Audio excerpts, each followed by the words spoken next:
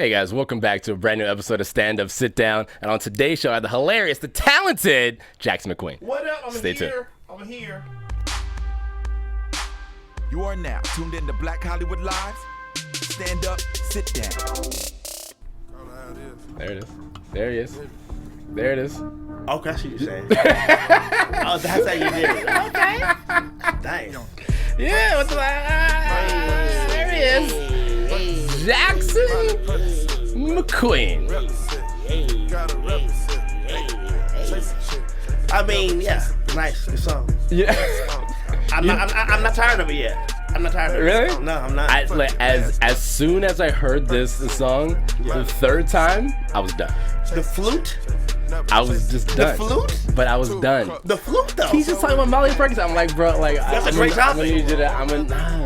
Give me something. I'm not a hip hop like historical person where I need to talk about. If I can dance to it while I'm high, that's what I care about, man. Because these hip hop purists talking about it. Who cares? I mean, I enjoy lyrics. You know what I mean? Well, like, are you a hip hop purist? Are you one of those guys? I wouldn't go that far, but like I enjoy just lyrical content. You know what I mean? Like talk about something dope, and then on top of that, if you're at like, you know, give me a double, triple entendre, I'm like, okay. Listen, sometimes, yeah. Sometimes I want that. But not all the time. Really? I mean, that's just me, I guess. I don't know. Really? So, right now, your favorite rapper, who is he? Favorite rapper right now? Right now. It's Kendrick. Okay, so what's he talking about? Right now? Yeah. I mean, on his last album, like he was very like, I don't know. He may mention some stuff in a verse, but it's not like the whole song's about one topic. Right. You know True. what I mean? True. He's all over the place. What does my left stroke just went viral mean? What does that mean? Go ahead. I'll wait. Go ahead. It means he's What does it mean? He's fucking. Okay. You know, it means he's fucking. Okay. All right. That's basically what Kendrick is saying. Is like, listen, I got great dick game. That's basically, but without saying I got great dick game. Okay, but the whole song is not about dick game. No, it's not. Okay, so no, that's all I'm saying. Future song's not all about Molly Percocet. True. It's about, you know, it's a cornucopia of things. Whatever. That's what rappers do. Stream of consciousness. They go like we're doing. Yeah. No, I mean, All over the place. Whatever. I mean, I get it. I just like, you know, like good lyrical content. That's all. All right. That's just me personally. You're one of those. Yeah. Okay. You know, I pull out the vinyl. I dust it off, put it on the record player. You know, I like to hear the crackle beat before the song starts. You know. Okay. That's. Did you like LL Cool J? I'm Bad. No, I don't like that song. God, what? I'm saying, like, if you go for like 90s music. All right. I'm weird. I'm weird. Did you like Lash Move? We ain't got nothing to prove. Lash Move. I haven't heard that. Really? Yeah. Oh, you know what? See, but that's like that may be just past my. I dated myself. Yeah, I'm not that old. But let's dive into it. Jackson McQueen, and like what I was saying earlier, like you have to be famous. You know what? Like you have no other choice. I have the best name in comedy. Yeah. Yeah, I do. My parents hooked me up. No, and it's a real name. It's a real name. It's great because it's like you can do whatever you want to do in entertainment. I can fight X-Men. Yeah. Yeah. Yeah. You can be like the next Black Panther. I can't. But I wish. You can, or I can't wait to see that movie. No, it's gonna be great. Gosh, right? I need to find a way I can get that poster, man. That poster alone needs to go on my wall. I mean, I feel like you can just like download it. And Yeah, touche. You know, you can just. Yeah, you know, I mean, Photoshop. you like you shouldn't, know Photoshop. you shouldn't, but you know, you could. That poster is. No, dope. it's great. No, it's and it just like looking at it, you're like, okay, like I've got to be a better Black person now. Yeah, you know what I mean. You're like, yeah. okay, like I got to be like or the best, or a better Black actor to get cast in. Right, or that. Yeah. Black Panther 2. Yeah. At least. So let's dive into it. South Carolina. I am born and raised in South Carolina. I mean nowhere. I'm 4 hours from Charleston, 2 hours from Columbia, 2 hours from Charlotte. I'm like in like the Sticks? Is it Sticks? The nearest town is called a Bumblefuck. And the next town is called Country's Head. I'm saying I'm near nothing. What was that like growing up? You know, I mean, you know what? You don't realize how slow it is until you go back home. You know how it is. At the time, it was like, you know, it was just great. And we grew up very organic, but I didn't know it's organic. That's how I went back. You know what I mean? Because my parents, we raised chickens, and my dad had like a big old garden, so it's fine. But you find it later. Gardens are easier because seeds are cheaper. Yeah. So they plant the seeds is cheaper than buying food. So, and then like back in the South, black churches are like farmers markets. So my dad would go with his watermelons, and then they would give him, you know, cabbage, and then bring pecans. They give you, you know, it was a trade. Right. It was great. Right. It was great. So it was like you guys were basically like bartering, but everybody did it. Right. This is what he did. What he did is Southern folk. You know what I mean? So, you know, it was great. Yeah, no, and then, because I feel like you only have to buy seeds once, right? That's it. No, seriously. You know what I mean? Yeah, because all you have to do is just buy them once, and then once you grow It changed the game. It changed the game. And we had everything. We had cabbages, cantaloupe, we had sweet potato, we had corn. Yeah. We had the whole, we were officially Southern. Yeah. No, that's dope. You know what's crazy? The biggest transition for me coming to LA was water bottles. Really? You know what I mean? Because like growing up, you know, we drink water. Right. So I came to LA, it was water bottles, and it was people walking dogs. Like on a leash and the whole thing. What the fuck? You gotta get up early. You gotta wake up early to walk a dog. We just open the door, let motherfucker go. Right. Right. But here, I was like, walking dogs and water bottles threw me off. I was like, why so hard? So I can't drink tap water? I mean, and then you do, when you go, okay, I understand, but this should be illegal.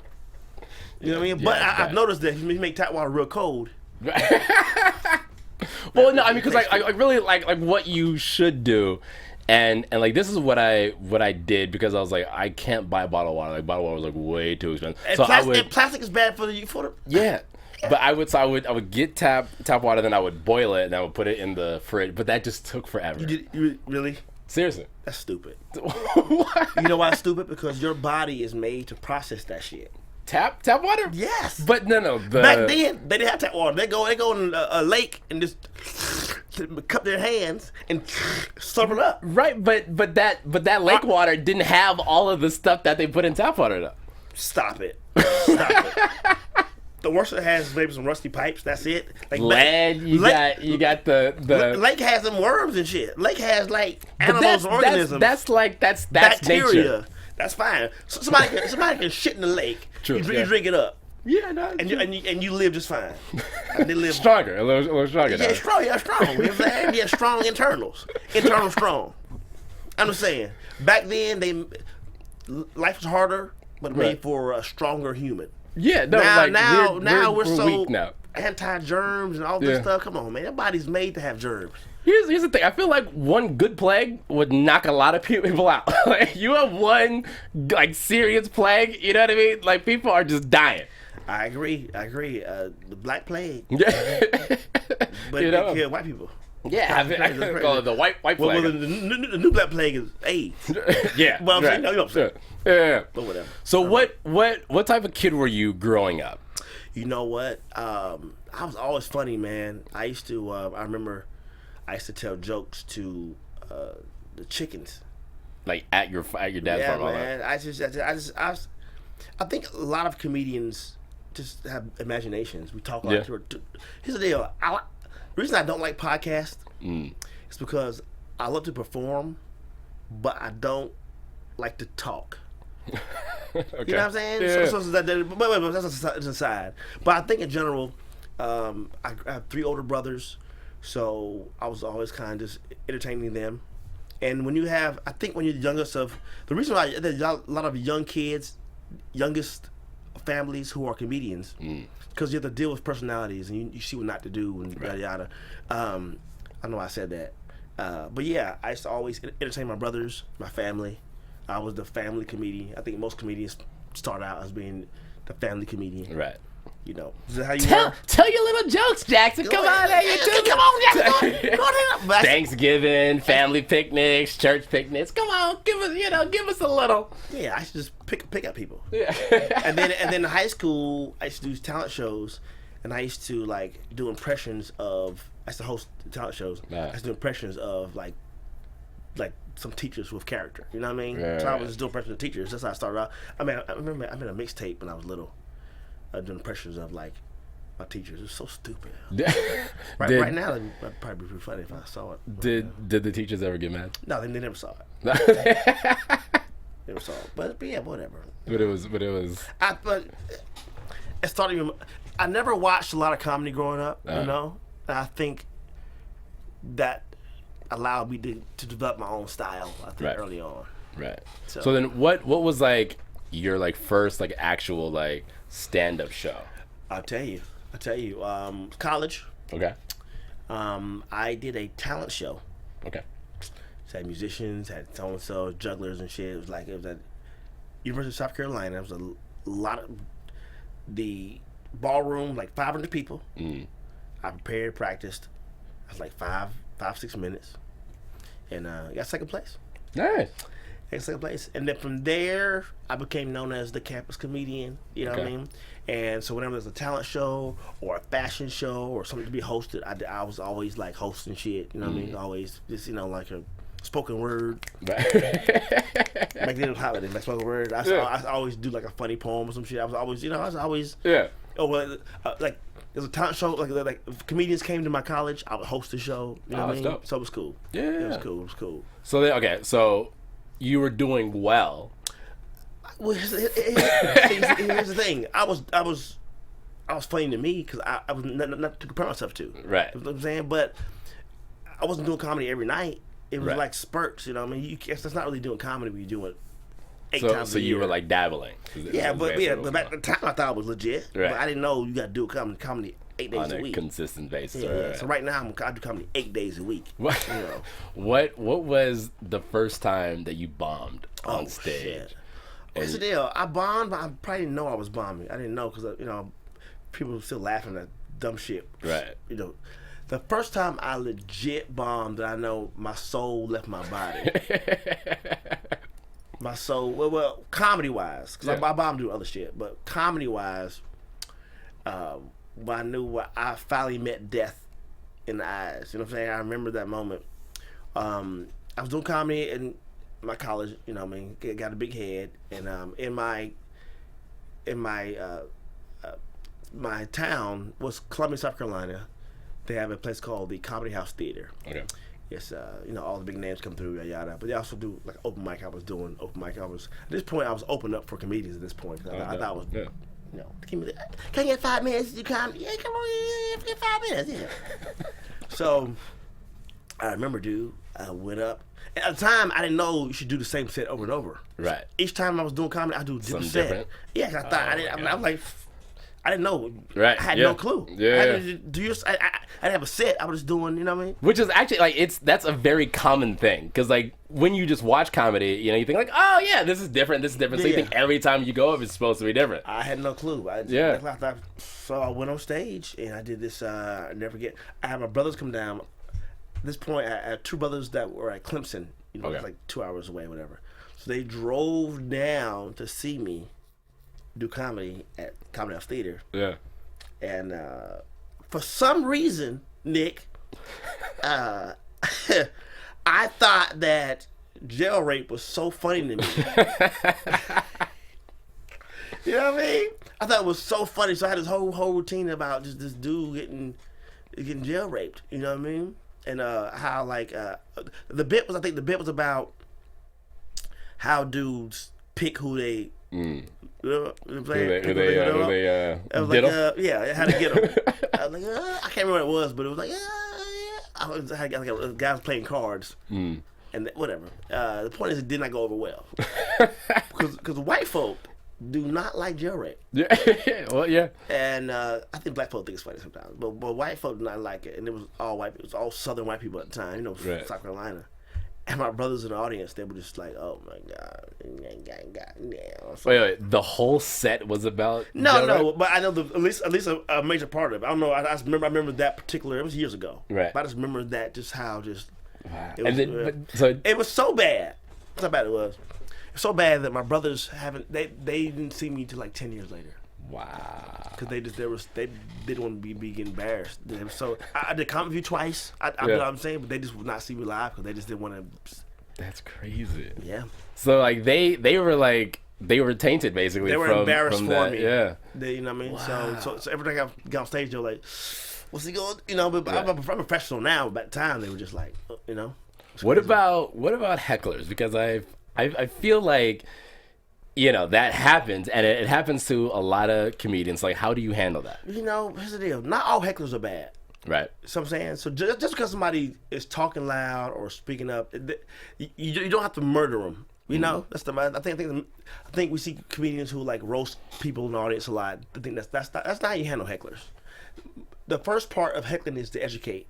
Let them know, hey, you talking loud in the show. These people are here to see a show in a funny way. You know what I mean? I might ask them what you're drinking, make a joke, but a lot of times it's organic. I haven't had any. I mean, every now and then you get that one drunk lady who's going to speak up. It's always a drunk 40-year-old white lady, always, who thinks she's saying, let her know, you know. But most of the time, the audience is on your side. Right. So, I mean, hecklers is never a problem to me. I mean, you know, I encourage hecklers. I mean, I don't encourage hecklers, but like, it's not always a destroy them type. Right. With me. So you're kind of nice, and you kind of like pat them down and kind of like, okay, all right. All right, chill, joke, chill, right. Relax, cool, calm, yada, laugh, keep going. Like, don't kick them out, security. You know what I mean? But have you like had to like murder somebody though, to where you're like, yes. So I was the old haha. Okay, years ago, and I remember these. This is when like skinny jeans was just kind of getting in a little bit, whatever.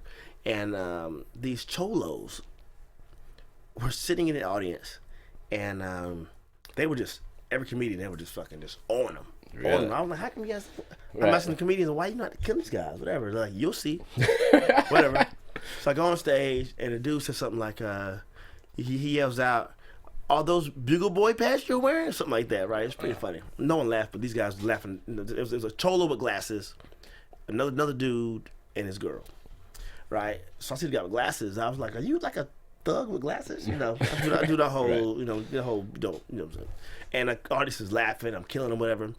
And the cholo, his friend, flashes a piece at me. What? He flashes a fucking gun. And I said, "Oh, that's why no one's talking about it." Right. And I was like, bro, yeah, I didn't want to snitch on him. Right. And B, I didn't want to send him more jokes. You know what I mean? Right. I was like shook. So then, right. but while I'm on set, you know, I remember doing the rest of my jokes, didn't look at them at all. I was going like autopilot. I wasn't waiting for punchlines. Right. I was trying to get off stage, right? Right. And the owner came and tapped him on the shoulder, asked him to leave. Right. So they're leaving. I'm like, yeah. Mm-hmm. Like they're looking at me as they're leaving. I'm like, fuck, nah, I can't get off stage. Right. Like I got to do another hour. I remember like being terrified to get off stage. Yeah. So I get off stage and I'm like, thank you, I'm Jackson McQueen. Thank you guys. And I get off stage gingerly. I'm looking around to see if they're still there outside waiting on me. It was so scary, bro. I was like, you know, sometimes you can't roast everybody. Everybody shouldn't be roasted. Well, I'm glad you didn't get shot. Although, if you did get shot on stage, you would have been super famous. You know what I mean? Like you would have been like, yo, like you're right. You know what I mean? Like, I get blown up. Hopefully you didn't die, right? But if you like caught one in the leg or something, you know, I'd be famous for that. I'd be famous. Yeah, you would be super famous. I'd be famous. You'd be doing movies, everything. I'd be famous. So yeah, whatever happens, man. Think about comedy, man. It's different shit every night, man. Yeah. It's like you can't get bored. It's impossible. Yeah. It's impossible. So now let me ask you, because like you're a very animated comic. Like you like I remember the day I was like, you know what? Maybe I should start doing more with like my face and my emotions. Like not get like too physical, but you know, just like subtle things. But you've just mastered your face. Mastered. Okay, I'll take it. You know, because like if no one has seen you do it, you know, I feel like you guys should either go see him live or like go look up some of his stuff. But just like the subtle things you do with your eyes and the eyebrows and like it's ridiculous. When did that start? Like when did you know? Okay, I have something here. You know, I am a facial expressionist. Yeah. You know, mannerisms. They are my. That's just how I talk. That's how I am. Right. You know, I remember do some theater in college. I think it was a piece by Odysseus. Can't remember. It was a very serious, dramatic piece or whatever. I remember doing it in class, and I'm doing it, and as I'm doing it, but the other students is cracking up. Like I'm hardcore dramatic. Right. They're like busting up. I'm like, what's so goddamn funny? Right. I'm talking about death and family and mom rape, and I'm saying, why is it so funny? Right. And they're just sorry, your face is so funny. Right. I've always heard that, but now I'm trying to really be, I'm trying to be theatrical, and I'm still doing it. Right. So like, listen, if I can't beat them, join them. So I like, let me just, so over the years I've tried to, the problem though, there were times where I kind of leaned on it, So I think now I'm focused more on my writing. Okay. It'll come. The face will always be there. Right. But the writing is something you can always make better. So that's where I'm at right now. So like, how do you come up with jokes? Like, what is your like writing process? Well, wait, that's a good point, man.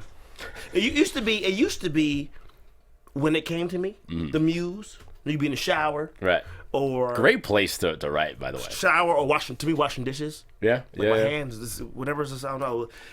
A lot of times people like to have music all the time. Music is always, you got to be able to hear your thoughts. Right. You know what I mean? So I like quiet time, but it used to be when it hit me, but now I'm like more purposeful.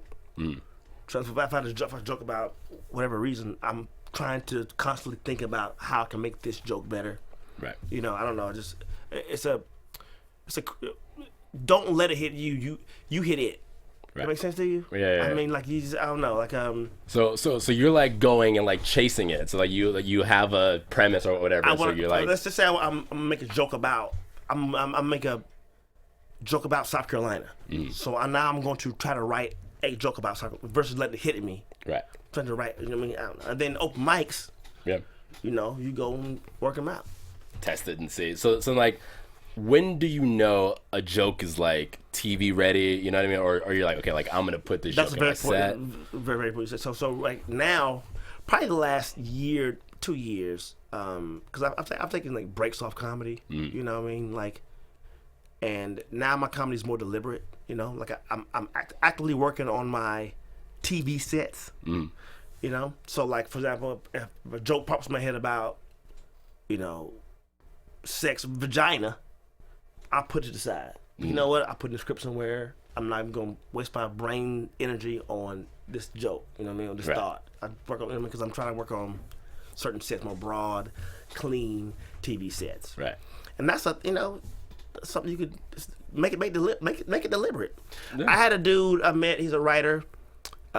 He told me to do this. He said, for a month, pick a time of day, right, and write for 20 minutes. So pick a day religiously. Phone off. If your mama's dying, it doesn't matter. For 20 minutes, you write. You might not have anything to write about, but you write something. Right. And make it that the habit. Do it for a month. Right.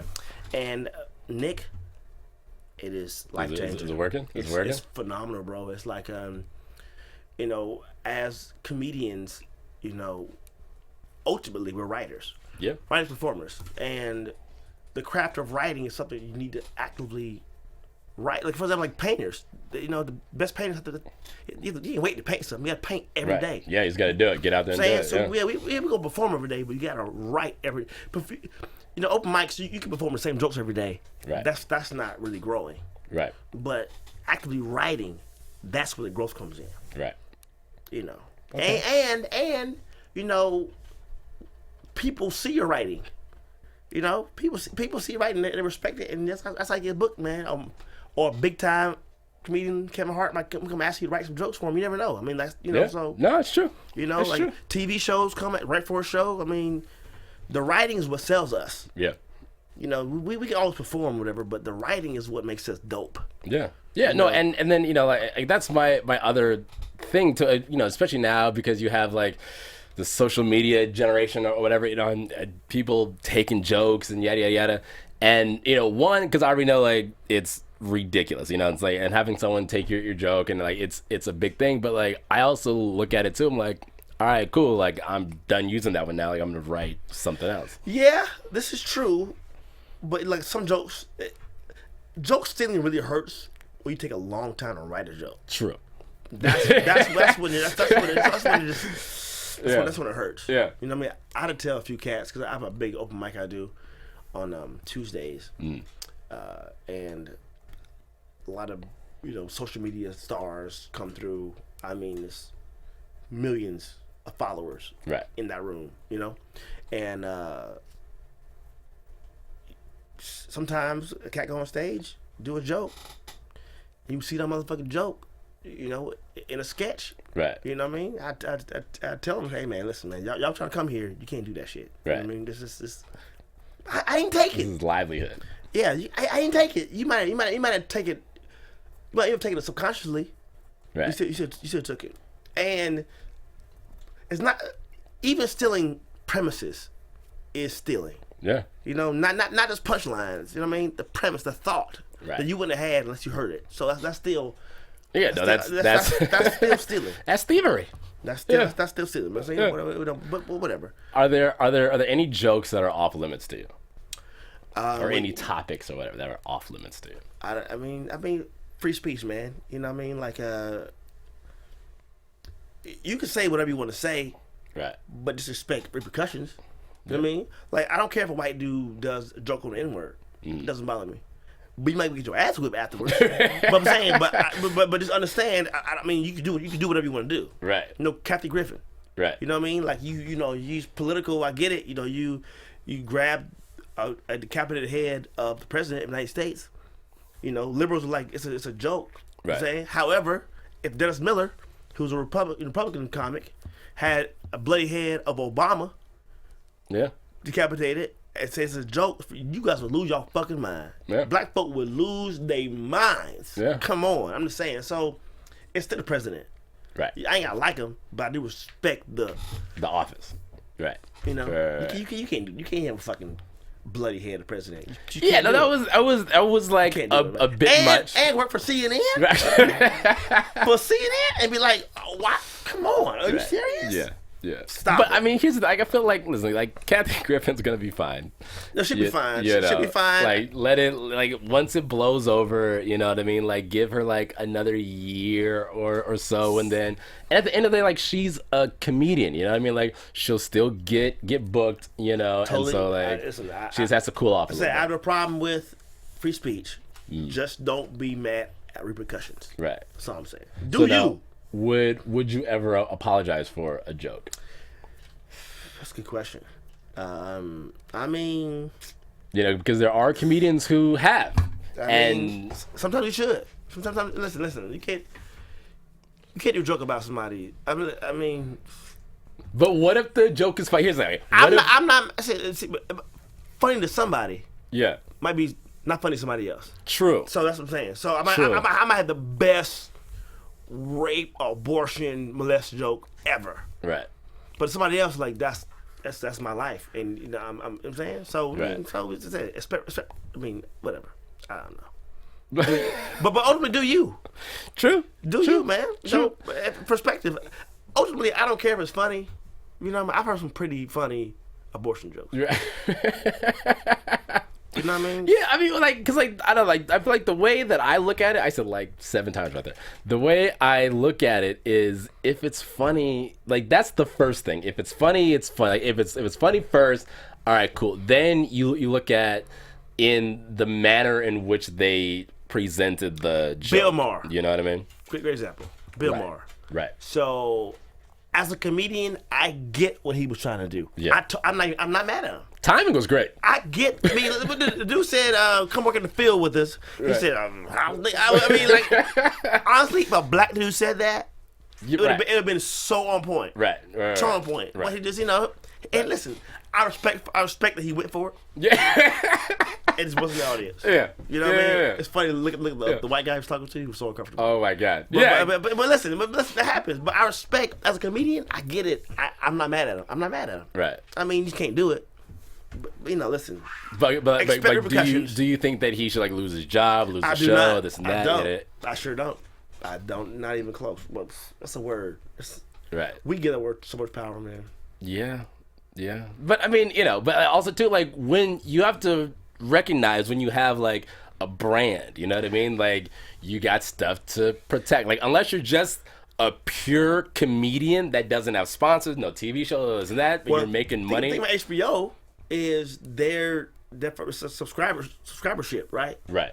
So they ain't got no advertisements. They ain't right. Yeah, they're all. He good. Right. So he ain't losing no ads. So he fine. Right. You know what I'm saying? And no one cancel subscription because of Bill Maher.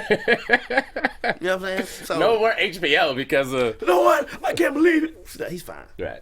He's fine. Yeah, no, he still has like these big ass billboards up on Ventura. So he's fine. Yeah. Like, someone like me, oh my God. That's why I'm saying for me, I can't. I'm trying to be clean for the most part. Yeah. Just for me. I like being, I don't know, like, I want America to love me first, and then I can slide in. let me put my foot in the door, then I can do a little more. That's where I am. What do you think is probably the coolest moment that you've had in your career thus far? Think about entertainment. It's always cool moments. But what's the coolest? Probably the coolest of all time. Probably right here in this podcast. Nick Perdue, Black Hollywood Live. I can't believe I'm here, man. I can't believe I'm here, man. I tell you, Nick Perdue, boy, I tell you, This is it. Madison, I made it. Mom, I made it. Yeah. Now, she doesn't watch podcasts, but if she did listen to it, I'm make sure she watches this. Yeah, just send her the link. I would do. Yeah. Yeah, she doesn't understand the interweb. What social? I don't understand library. What is that? Man? She has a computer though, right? Yeah, she's like a computer. Yeah. I got a computer. What? How about do the email? But she's not still on dial-up, is she? No. She doesn't know how to. It's just now my dad, he email, text message. He did all that stuff. My mom was kind of like right. She doesn't. What are you saying on the cell phone? You pick it on your phone. It's different. Oh yeah, because they also grew up in a generation. Old black Southern folk. Yeah. You know what I mean? But what's crazy is that like they saw like all of this stuff get invented. Yeah. Which is crazy. Do you remember your mom ever call you in the house to turn the remote? You ever do that? Yeah. That's how it is. Yeah. Yeah. Just how it is. Hey, come on inside here. Come on, you think somebody dying? Turn to Wheel of Fortune for me. Like you have to know. Remember when the TV guide was like an actual like in the paper? Like the TV guide is right there. Just that's crazy. Yeah. No, and then there was the TV guide channel, right? But where you watch it scroll, and then now technology. It's like on if you don't catch up to it, you're left behind. Very true. So in my generation, like not mine, but right before me, the older like BET comic view cats. Yeah. You know what I mean? Those cats who were like killing it. And then social media kind of took over, and they were like, "Well, I'm old school," but then you get left behind. Right. You know what I mean? Right. Now they get back on now, but I remember. Well, they thought they didn't need to do it. Yeah. You know what I mean? But these new cats, killing. You catch up a little, get left behind, man. Yeah. That's real, man. That's real. It's like we're just in that generation now where everything. But and here's the problem with it is I think it's dumbed down our country because everything's so quick and like no one wants to sit and watch. You know what I mean? Like like Vine. I think Vine ruined a lot of like intellectual comedy. That generation. Yeah. Right. Everything just quick. Everyone wants it right now. They need it right now. And Vine was great. But what's crazy was, those guys haven't translated to TV yet. Like, long form. Right. So I mean. Yeah. No. There's still like the analog comic, but it's changing. We're still and figuring it's it out. coming. Those guys come to my open mics because they know they have to perform and do some real shit. Right. And there's no delete button. You can't read. You know what I mean? Like it's one take Jake when it's on that stage. So it's but the people who are winning is guys who are, who did comedy first and now they can hit the videos hard. Right. And now they back. You know what I mean? Right. So Right. I have no videos. I need to work on it. You need to get on some of my videos. I know, but I'm so. You know what it is? You got to get on the train, Jackson. You know what it is? I'm a perfectionist and so I think about my peers, right? But I shouldn't care about that. No. You make videos for Middle America, not for your peers. Right. But I want my peers to love me. Right. You know what I mean? I don't look like that. That's like corny as hell. Corny ass video, niggas corny as hell. The corny ass video, cause I people look at like, nigga, you corny as hell, but you got 1 million followers. Right, followers, views. So I can't even argue with it. Yeah. But ultimately, I'm hoping that my talent will shine. Yeah, I mean, like that's what it is. I think you shouldn't change. I think you should just do you. You know what I mean? And like people will just be drawn to you doing. You know what I mean? So like your audience will find you. You just got to keep doing it, and you got to put videos up. You know? Yeah. I mean, I think Nick probably to August. I'm gonna start. August. I'm gonna start. Let me know. We'll shoot some of my videos. Nick, I'm starting in August. let me ask you this, and we will wrap up. This is my last question for you. Okay. Oh shit. What do you think has probably been the biggest lesson that you've learned in your comedy career? What is the biggest lesson I've learned in my comedy career? You know what? There's always learning. It's one thing, and you have to keep doing it. It's a muscle. It's a craft. You got to keep doing it, or like.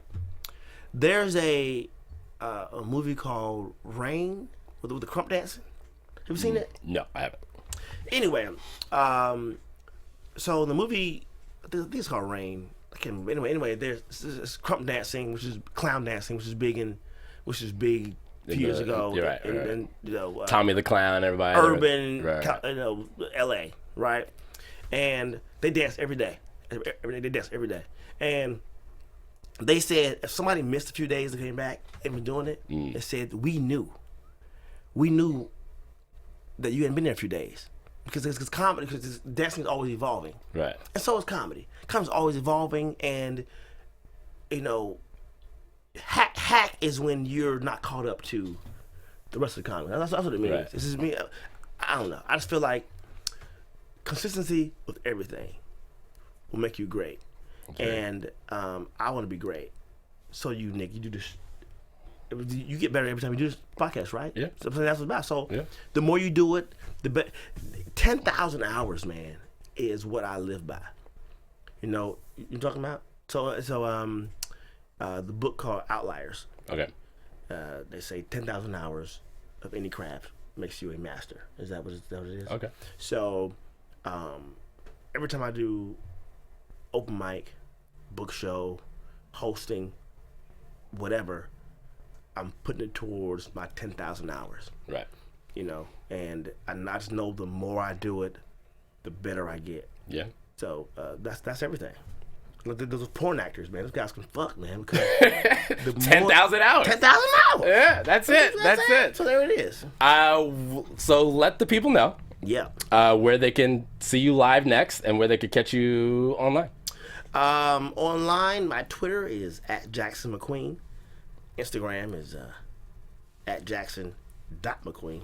Because fucking white dude and he's college dude. Not giving a name. Anyway, the point is Jackson McQueen. You see me, Facebook, find me. I'm all around LA. Improv, Flappers, Comedy Store. Haha. All the major hunts. Yeah, I'm around, man. But look at my social media and I post all my shows. So there it is. There it is. Thank you, sir. Thank you for coming in. It was a blast. You are, really? Just amazing. Did you enjoy the podcast? I mean, it was terrible, but thank you for coming. Anytime. You know what I mean? Thank you. Thank you guys for watching. Of course, you can follow me all over the internet at the Nick Perdue and the Nick Perdue 2. I'll see you guys next time.